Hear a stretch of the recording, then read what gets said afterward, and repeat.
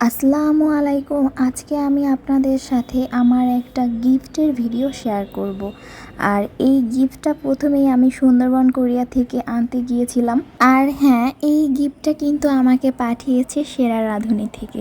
তো আমি তো প্রথম থেকেই অনেক বেশি এক্সাইটেড যে এইটার ভিতরে কি আছে। আসলে গিফট যত কম দামি হোক না কেন, গিফট 2 টাকার হলেও এটা অনেক দামির হয়। পাশে আমার গুলুমুলু ভাগ্নিগুলাও ওয়েট করতেছিল এই গিফটে কি আছে, তারাও দেখবে তার ছোট আম্মু কি গিফট পেয়েছে। অনেক অপেক্ষার পরে আমি আমার গিফটটা আনবক্সিং করি আর এর মধ্যে দেখতে পাই যে এখানে রাঁধুনির কয়েক রকমের মশলা আছে।